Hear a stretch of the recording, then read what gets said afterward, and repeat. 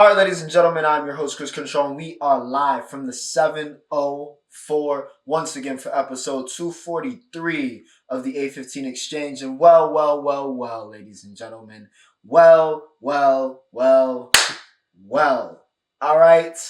What a weekend. I had a great week. I'm not going to lie to you. I had a great week. I hope you had a great week too as we come to a close here in March. And listen, March Madness, I know a lot of people have been talking, hasn't necessarily been mad, quote unquote, but it's still been very enjoyable. And we've got a lot of stuff ramping up as we get to the Final Four, or on the cusp of the Final Four, should I say, here with college basketball. So we're going to let that main event. So we're going to talk about that. The MLB kicked off its regular season, and boy, oh boy, like I said, it was a good week for me. So my favorite teams were feasting, not just in college basketball, but also in the MLB. So we're going to talk about, and let's go kick us off actually, what the Yankees are doing to the baseballs currently.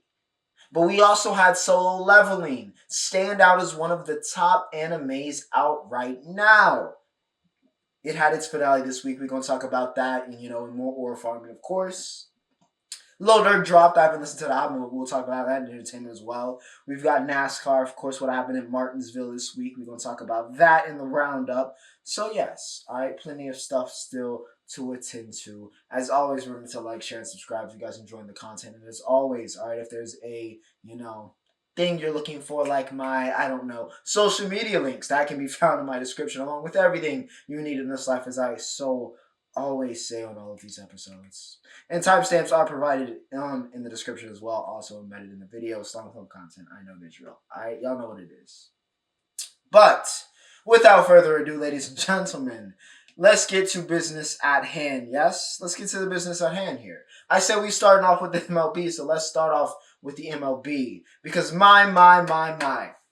I was feeling it. I'm not gonna sit here and lie to y'all. I was feeling the pressure. I was worried. I was all of the things about being a Yankees fan going into this season. I'm not going to lie to you. I was not, and I still relatively am not overtly optimistic about what we can do with, of course, Garrett Cole going out with Tommy John surgery to kick off our season. But after what we did to the Brewers this weekend, I don't know. I don't know. A MLB record 15 home runs in this series, the most ever for one team in its first 3 games. 15, that's 5 home runs a game. Obscene. All right, obscene. And we get the sweep. Aaron Judge. All right, listen. Now the captain, the judge, whatever you want to call him, best hitter in the world, whatever you want to call him. All right, whatever you want to call Aaron Judge, did not have a good playoff run. He did not. All right, he's been given the playoff choker label. It's something he, as a great player, is going to have to shed. But for now, he is still Aaron Judge, and let's not forget. And if you did forget, what a reminder this weekend was. Not 1, not 2, not 3, but as of today, 4 home runs for Aaron Judge, which of course is now the MLB lead, of course, this season. Okay, last year, it took him 25 games to get 3. This year, it took him 2 games. Because in the second game yesterday, the Yankees hit not 1, not 2, not 3, not 4, not 5, not 6, not 7, not 8, but 9 home runs against the Milwaukee Brewers. Nestor Cortez gave up 3 straight home runs on 3 straight pitches to start the game. Judge had 3 home runs by the 4th inning. Obscene. All right, obscene offensive production. We'll see if it continues. A lot of people have been talking about Jazz Chisholm, who's cooking as well. Is one of the players on the team that has taken over this torpedo bat where they move the wood down a little bit with the label.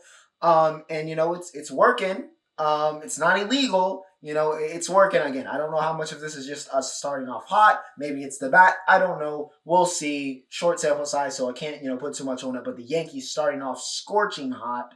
The Dodgers, the other team that was in that World Series last year, but they won it, are also 5-0. But, while Ohtani is still looking like very much so Ohtani, and the Dodgers are still very much so looking like they should be favored in quite literally every single game they play this year. Roki Sasaki, number 1 prospect in baseball, started his first game at, not part of the Japan series, which, of course, they swept. He played a little bit, a few innings there. Looked a little wild. And that continued here in his home opener. Got pulled after just 1.2 innings. So yeah, 1 and 2 outs. Gave up 2 runs, had 4 walks. He just doesn't have that. I don't know. It could just be nerves. Could be the pressure that's getting on Roki, but he doesn't look as sharp as he looked in his high points during his time in Japan. And I do want to preface, by the way, that he wasn't completely. I mean, he was still Roki Sasaki, very much so, looking like number one pitching prospect on the planet. Those really the last past 2 years in Japan. But he's had these moments where he's looked a little and there's raised some questions. People have had some questions about how good can Sasaki really get to, what level can he really get to, and I think we're seeing some of them be realized a little bit here on whether he's ready or not. Because if this continues, we might see Roki in AAA, which might not necessarily be a bad thing because he's still fairly young. He's only 22, so that's not excessive. But for a prospect, that a lot of people were expecting to just immediately show up and dominate, it doesn't look like that's going to happen. So we'll see what happens with Roki. I want him to succeed, even though he's a Dodger, but not the greatest start for Sasaki so far. Otherwise, it's been pure bliss for the Dodgers per usual. Now, let's talk about E&T Entertainment Solo Leveling Finale. Like I said, listen, it wasn't as much ore farming this week. It really wasn't. But we did have some really cool moments with Min. Bro, I thought that, I'm not gonna lie, I thought Jinwoo was about to collect a healer to one of his generals or shadows or whatever you want to call them. I really thought he was about to collect his boy. But, did the right thing. That was a beautiful moment there in the cave before he left. Of course, Barrow is rebirthed, as Barrow quite literally says. And of course, Barrow gets his name. And yeah, he becomes, head general. And is, just Jinwoo does get to Ore Farm at the literal last moments of this, per usual. As we see the full might of his army in that iconic scene from the manhwa, I believe is what it's called. Where he's just walking through everybody, and you see Egress and Iron and just all these just shadows and ants that he's accumulated. And of course, you've got super crazy, just what a cool shots in manhwa, anime, whatever you want to call it, with him with the one ghost eye, shadowed, flame eyed, while he's smirking. So yeah, just Jinwoo being Jinwoo, what a season! All right, probably one of the best, and I think critically speaking, it is seen as. But yeah, in my opinion, definitely one of the best seasons of. I mean, one of the best seasons of any show I've seen in a while, but certainly one of the best seasons of an anime show that I've seen in a while. So yeah, Solo Leveling became mainstream, and yeah, what a season to go out on. What a season to go out on. Cannot wait for season 3. And yeah, Heian, cook it up. I'm wondering where that's gonna go. I might just cave and start meeting the manhwa, so I can just, I don't know if I'm gonna be able to resist, but like I did with Attack on Titan. But I wonder what she means by, she kind of has that same mindset as Jinwoo of I have to get better, I have to get better, I have to get better. So yeah, I'm wondering what that's gonna look like in kind of the future seasons and what happens there. But yeah, Solo Leveling, it's that show, man. Can't recommend it enough. I cannot recommend it enough. Lil Durk, Smirk dropped his Prison album. Of course, we had Tory Lanez drop Peterson a couple weeks ago. We had Durk drop Deep Thoughts, and I have not listened to it, so apologies. But I heard it was good. I heard it was good. So we'll get around to that. I'm just not ready yet to give away some sexy songs for you out of my playlist, but that's where we are. That's where we are, and that's what I'm gonna have to do. So yeah, I have to get over myself, but yeah, I'll get around to Dirk Deep Thoughts. Maybe we talk about it next week. But yeah, haven't gotten to it yet.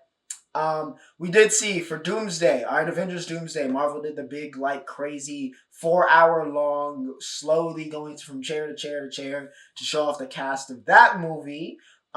Big surprises here was, of course, no Spidey and some of the other, headlining characters, but I think the most prominent one was no Spidey. All right, so no Tom Holland in this one, but that could have something to do with the fact of what's going on in Spider-Man 4 or if, Secret Wars. So we'll see. But yeah, no Spidey and Doomsday. But we do have the OG X-Men cast, who I fully expect to get murked by Doctor Doom at some point. But we'll see. And they also have Fantastic Forecast, which again, they are banking on that movie hitting, which, I mean, it probably will, but they are very much so banking on that movie hitting with the rest of this, with how involved they are with kind of the, future Avengers movies. So yeah.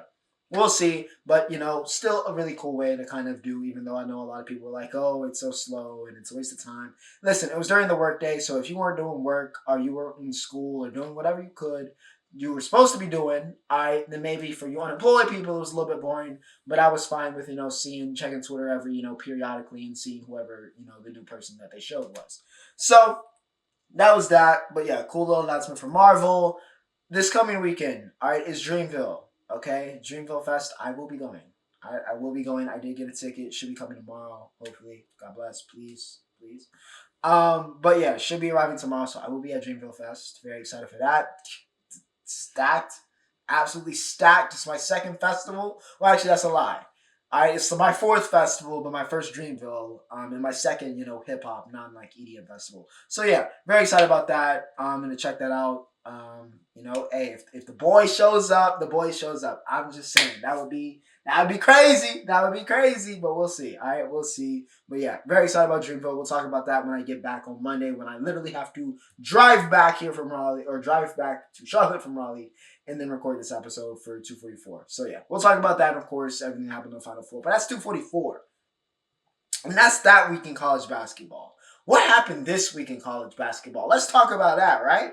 That's what y'all want to hear. Y'all want to hear what happened this week in college basketball. So let's get down to it. And we're going to kick off with the women, all right? I had this framed a little different in my notes, but I was like, you know what? It makes more sense because we are going to talk about that Florida game that just hasn't gone on yet. At the time I'm recording. So you're going to get the little cut, and then it's going to be when I'm talking. Yeah, it's going to be that. But it's coming a little bit later in the segment. All right, a little bit later in the segment. But we did finish all the women's games for today. So I can talk about that, even though by the time you're watching this, it will be time for those women's games I can't talk about for now.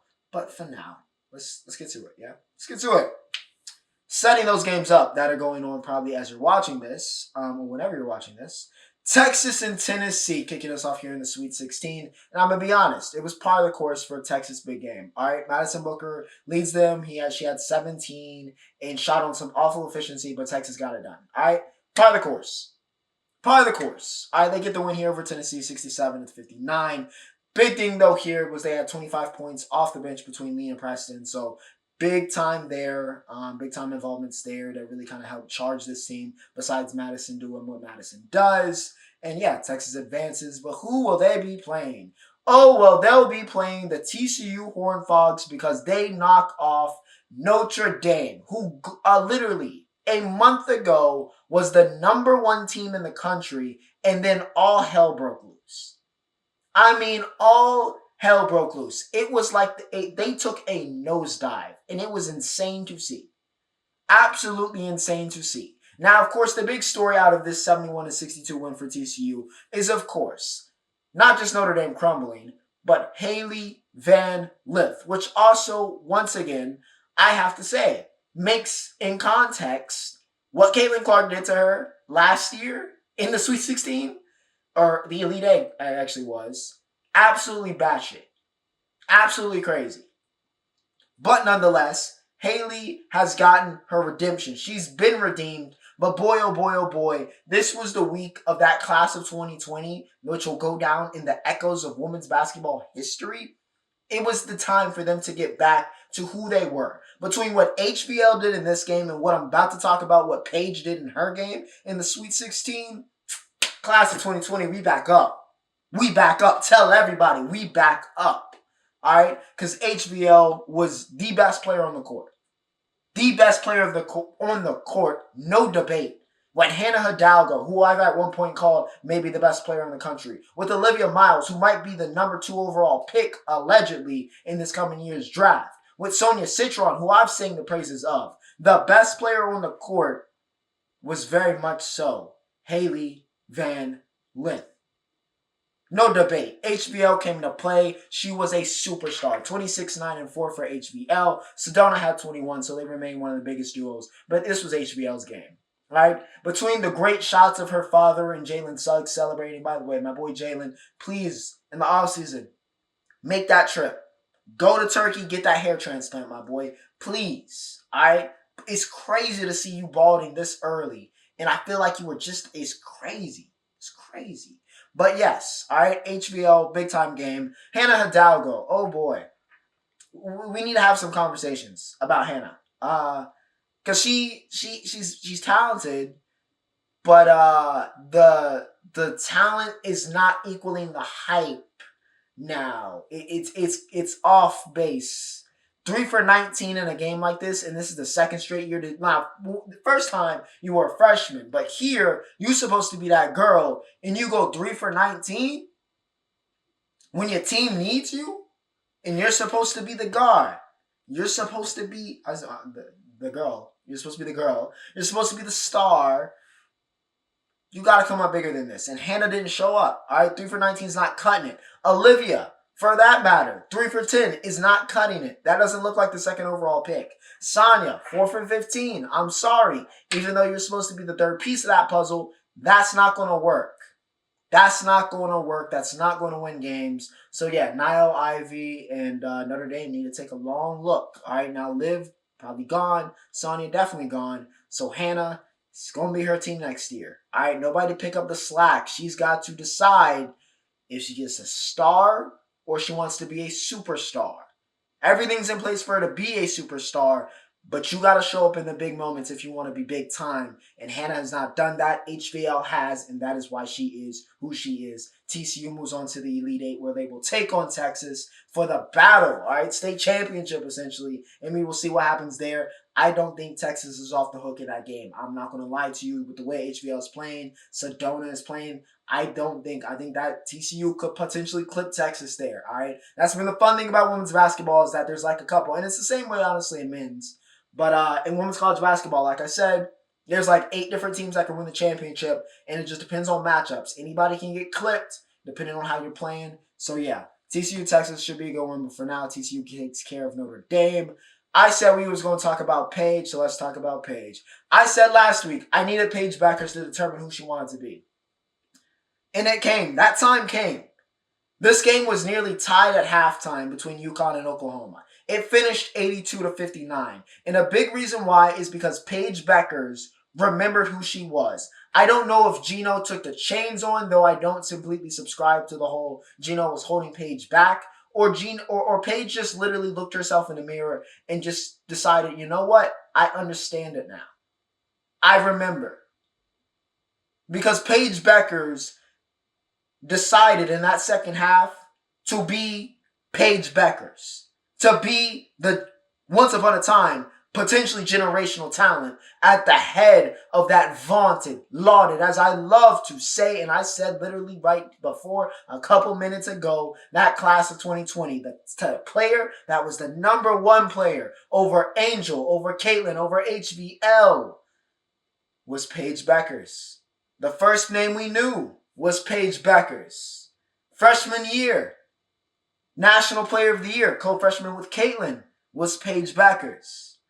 Injuries happened, things happened. She wasn't really that same player. She was still a star, but she hasn't really. I needed to see Paige dominate, take over a game. When it's winning time, show up, prove why you are the best. And that is what she did. In this game against Oklahoma, she decided that I am the best. I'm the face of this. I'm the best player in the country, and I'm about to show you why. And it was pure excellence from there on point. Pure excellence. All right, a masterclass, a UConn record for the NCAA tournament. 40 points for Paige, lifts UConn over Oklahoma, sends them to the Elite Eight, where they will be taking on what was supposed to be Juju in USC, but Juju tore ACL versus Mississippi State. That was not that defender's fault, so I don't really rock with harassment, all the stuff that was going on there. But USC does escape Kansas State 67-61. Again, put some respect on Lindsey Gottlieb's name. All right, she's a good coach. And this is a good USC team, all right? Maybe not championship worthy without Juju, but this is still a good team. And now normally we talk about Kiki, but I'm talking about the freshman today, all right? Howell Smith, 19, 18. 18 and 8 for Riley Howell in this game, by the way.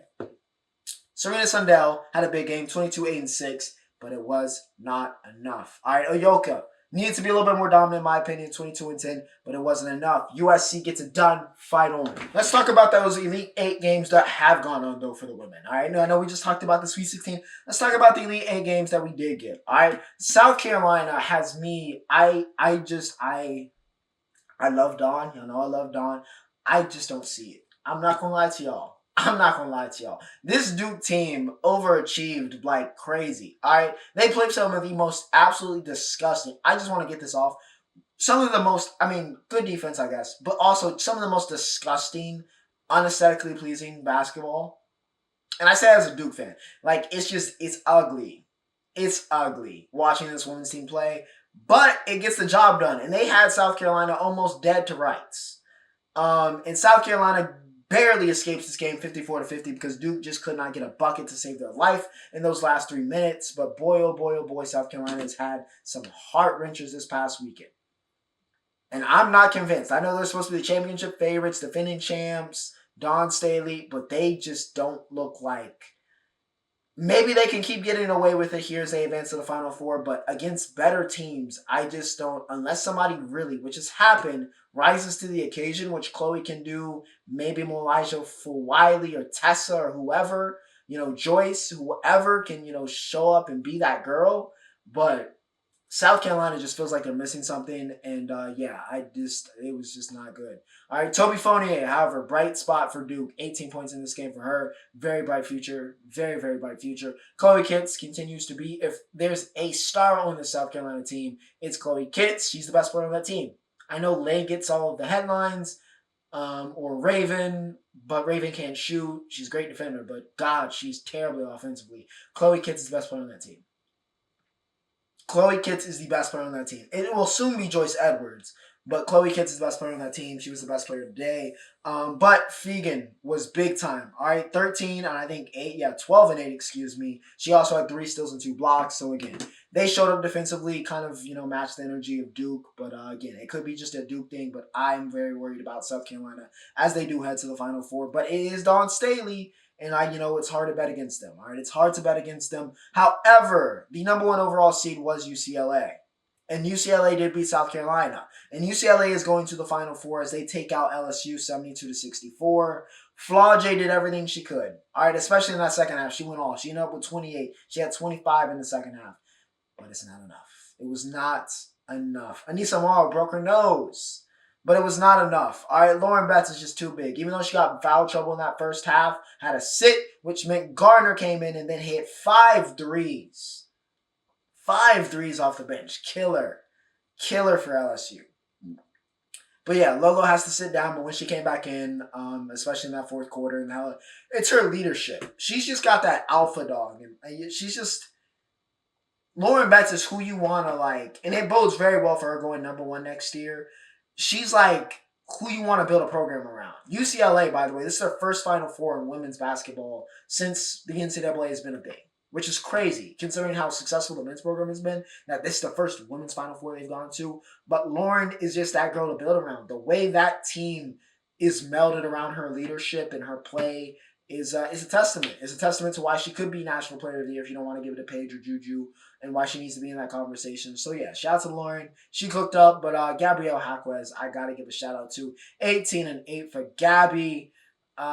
She was great. She was great. Now Garner stole the show in that first half with those threes and stepping up without Lauren. But Gabby helped really close this, stunting like her brother.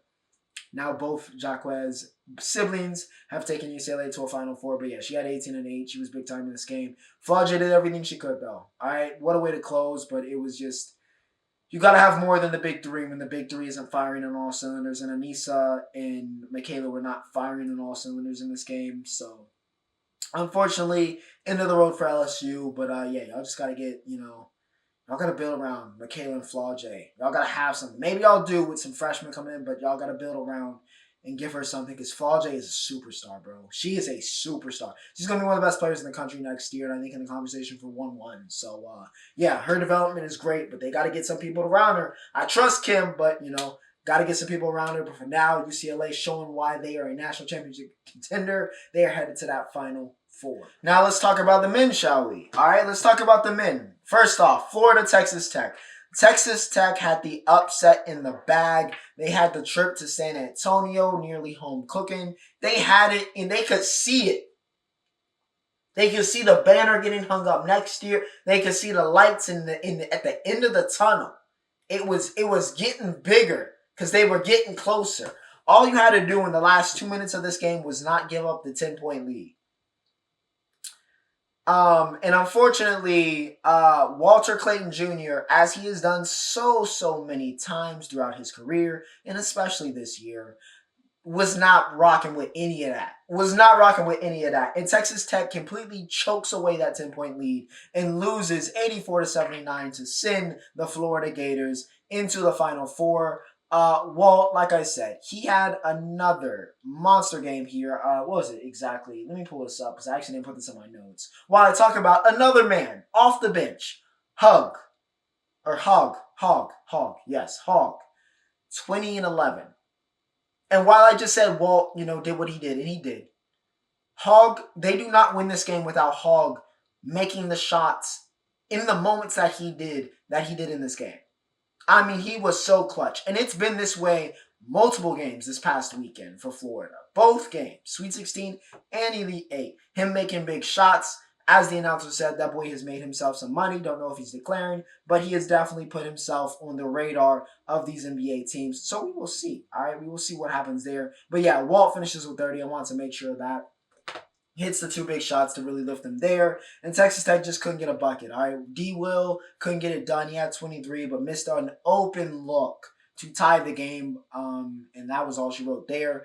JT Toppin had 20 and 11. His box scores look great, but watching the games for what Toppin was supposed to be and hyped as going into this tournament, I didn't feel like he was dominant enough for me. Like when those big moments came, people were more worried, and I was more like, okay, it's D. Will time than JT. But from the way he played this year, and from the way they talk about him, from you look on a statistical purpose, you're thinking, okay, JT Toppin is about to make something happen, but he didn't. He was not the guy in the clutch. He went quiet. He went ghost. I'm not going to lie to you. Now, of course, credit where credit's due to Florida's defense, Condon, so on and so forth. But he went ghost. In those big moments, I would have liked to see Toppin kind of show up a little bit more. But, yeah, he didn't. Walton Clayton, one of the clutchest players, one of the best guards in the country, one of the best players in the country, let's be real, gets it done in Florida. One of the championship favorites for a reason. They're going to San Antonio. The Duke Blue Devils will be joining them after Caleb Love has one last near 40-point masterclass, all right, against Duke. But unfortunately, he's sent to Cancun with Deja and RJ because Cooper Flagg had one of his finest games as a Duke player. And guess what? We get Alabama next, who broke the three-point record the game before against BYU with 25. All right, 25 threes in one game. Absolutely ridiculous. All right. But yeah, Duke wasn't having none of that. This Duke team, I've said it before, I will say it again. I am going to miss them when they are gone. I'm going to miss this team when they're gone. This is one of my favorite teams ever. Regardless of what happens in the final, and of course, I want to win. I want to win the national championship. And regardless of what happens from here on out, I'm going to miss this team so much. Because it has been a treat to watch them offensively. It has been a treat to watch them defensively. Cooper Flagg does not play a good game. He did not play, from a shooting wise. Everything else. Defensively, he was, sublime. Passing, like he did it pretty much everything else. But from a scoring, shooting perspective, he had an off game. It was not one of his best games. But it didn't matter. It did not matter. They suffocated Bama. As I saw someone say, and it was pretty accurate, the last 5 minutes of this game was some of the most demoralizing basketball I've seen from one team. Bama was all out of ideas, and they looked like Duke broke Bama. Make no mistake about it, Duke broke Alabama at the end of this game. Just clueless. Sears was in Alcatraz. After you have a scoring burst, you were the most explosive offense all year. I can't tell you how many times Bama dropped 100. I can't tell you. People were expecting this game to be a shootout. And for Duke to stifle that, you score 45 less points than you did the game before, just almost a little over 48 hours before, broke them. Completely broke them. All right. A disastrous game, but an absolute masterclass from John Shire in that defense. Conn Nipple, I'm out of consistency. It absolute model, like, it's crazy how calm I feel when Khan has the ball, because it feels like I feel comfortable. If Coop's not going, then it's like, okay, Khan's going to get it going. He's going to hit whatever shot. He's going to throw whatever lob to Kaman, who was absolutely insane in this game. Shows why people rate him so highly or see his potential because of what he did defensively in this game. Interior, him out guarding on the perimeter, shuffling his feet at 7'2", at that size. And then what he did as a rim runner lob threat in this game. They could not stop it. They had no answers. They were not big enough. They just weren't. Tyrese Proctor being Tyrese Proctor. It was just a beautiful, beautiful game. Even from an outsider's perspective, it was just a beautiful, wonderful game from Duke. 85-65. And honestly, I think not having Coop for that ACC tournament run helped Duke more than it hurt it. Them having to learn how to not lean on Coop as much, and when Coop goes out, hey, we can still be a great team. Even without this, near generational number one overall pick, superstar national player of the year, we can still handle business. And yeah, I think that just has made Duke all the more dangerous. So yeah, credit where credit's due. Beautiful stuff there. And yeah, just a lot to like, man. A lot to like, a lot to love there for the Blue Devils. And yeah, just I'm in bliss. All right, I'm not gonna lie to you. I'm in bliss. I'm in bliss. This is wonderful. All right, moi, beautiful, muchos, gracias. I love it. All right, I love it. We go to San Antonio. Who are we playing? It was very apparent from the beginning of this game who we were going to be playing. It was going to be Houston. All right, Tennessee slept walk into the first half, which of course is not their fault. Houston showed exactly why they've been the best defense in the country. All right, Tennessee was clueless, and they shot 29% from the field, which is not winning you games. 17% from three, which is not winning you games. Cryer and Sharp didn't even have these crazy games. They just did what they did. Carried the scoring load for Houston, did enough. And Houston wins ugly. That's what they do. That is what they do. They shut you down and they win ugly, and you just go home thinking, what happened? Kelvin Sampson has done a great job establishing a culture and an identity for his team, and it has made Houston what they are. And now you see it. Now, going against Duke, going to be a little bit different. We're going to see, all right, because Duke has been a matchup punching problem for anybody, but Houston, defense wins championships, and if that's the case, Houston's got a shot. So we'll see. But yeah, they completely stifle here. Chaz Lanier was not going to be saving anybody in this game. 4 for 18. Gainey was the most impactful player off the bench there for Tennessee at 17. Tied with Gainey for the lead, but it was not enough. All right, Tennessee played better in that second half. But like I said, if you're shooting under 30%, you're not going to win and not going to do that against Houston. So yeah, Cougars going to San Antonio. They will get Duke next. And we're back. All right, we're back. I just had some excellent pizza. All right, I would say the name, but no promo. All right, no free promo at least. All right, no free promo. We are. Hey, listen, sponsors. Hey, just saying. But ladies and gentlemen, all right, Auburn, Michigan State has come to a close, and ladies and gentlemen, boys and girls, for the first time since 2008, we got all chalk. All 4 number 1 seeds have made the Final Four as Auburn takes care of Michigan State 70-64. They just got ahead in this game, and Michigan State just didn't have enough. All right, they just did not have. Really, it came down to having, and similar to the concerns I voiced about South Carolina. Now that I think about it, who is the guy? Who is the guy for Michigan State? Because Auburn made it very clear. We know who that is, and he was big time in this game. Johnny Broome, masterclass in this one. 25-14, and that's with him, half broken at this point. All right, he's half broken. I don't know how you fall and almost sprain your ankle, hyperextend your knee, and mess up your elbow, but he came back anyway. Hit a 3 afterwards. Big emotional lift as the leader of that Auburn team and gets his team into that Final Four, puts them over the line. He's going to need to get that checked out because, yeah, Auburn is still a good team, but not, about what they about to go against, with what the struggles have been against Florida, they're going to need Broome at full power. So he was tremendous in this game. But like I said, Michigan State just doesn't have that guy. They don't have that star. They don't. Jackson Kohler was great in this game. 17 and 11. I think he'll be a really good player next year. I'm very excited to see his development with Coach Izzo. Jace has been hyped as the guy, but I'm sorry I don't see it. I'm sorry I don't see it.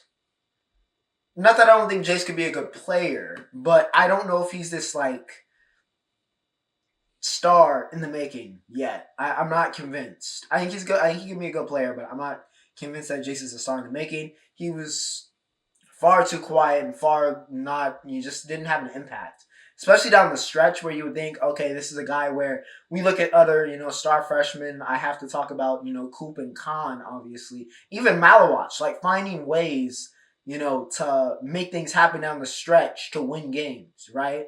I'm sure if Dylan and Ace had a good enough team, we'd be saying that same, sentiment. Jeremiah Fears did it many times for Oklahoma. We about to talk about his brother, but I didn't see that from Jace in this game. He was just kind of irrelevant in the last moments of this game, which is an issue when you have kind of the hype and the build around the player that Jace Richardson is supposed to be. But yeah, he was pretty much irrelevant. I need Fears to the floor general. That one, the Elder Fears to again similar to Jace, just too quiet in this game. I need him to again could be just development, just his technically his freshman year, of course, with the incident that happened last year and getting shot.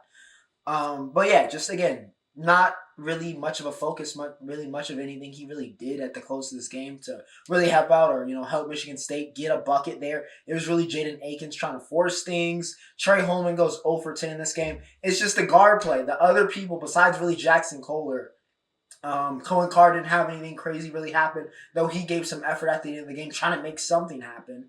The Cards really just didn't show up for this game. It wasn't that Auburn played terrific or that deep supporting cast they have around Broome played particularly well. Cardwell played great defense. They did a great job there, and just kind of making the hustle plays. But overall, Johnny dominated, and the window was left open, and Michigan State just didn't have anybody to lead them through. So yeah, that's how it goes down. Auburn gets the win.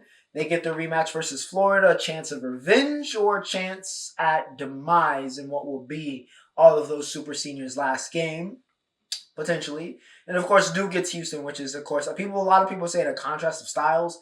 I don't really agree with that. I think that's two really good defensive teams, and I'm interested to see how that kind of battles out.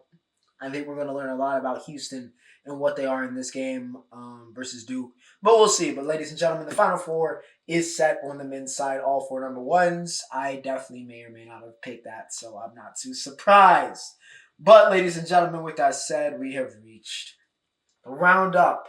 And of course, no F1 this week. All right, just a 1 week break. We'll be back next week. But we did have Martinsville, ladies and gentlemen, NASCAR. And who else besides the Martinsville Master, the Martinsville Maestro? One, Denny Hamlin gets his 6th win at the short track.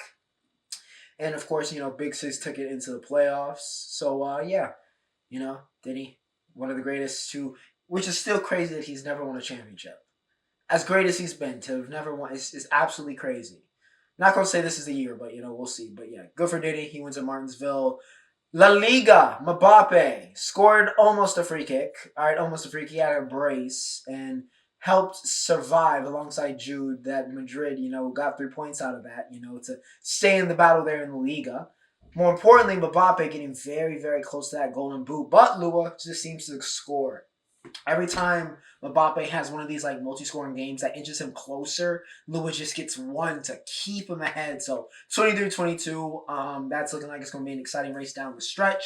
Not just because Barca and Real Madrid are locked into that title race, but also with Lua and Mbappe being, of course, 2 of the lead goal scorers in the world right now. Messi. He's not back at Barca, but he's cooking here in the MLS. He and Inter Miami are torching. Okay, absolutely torching right now. And Messi still looks like one of the best players in the world, just playing in MLS. And in the UFC, we had a fight night this week. Brandon Moreno and Steve. I feel bad for Urkag. I honestly feel bad for Steve. I do. He's just facing all of the killers. I feel like his development could have gone a little bit different if you eased him up, give him a little bit easier of opponent. He looked good in his title fight, but then he has to face Brandon Moreno, the assassin baby, former world champ. Who's not washed necessarily. So, yeah. Moreno goes, he beats Urkag. But yeah, Steve just needs an easier opponent. Brandon is still, he beat any washed allegations. He's not falling off yet. So yeah, we'll see what happens there. But ladies and gentlemen, that is it for episode 243. It was a great start for me, and I feel like this is a great start to, I don't know, I feel like I might be entering the flow state. So we'll see. All right. Glad y'all enjoyed the content this week. We dropped a lot of it. Without further ado, Ocho signing off.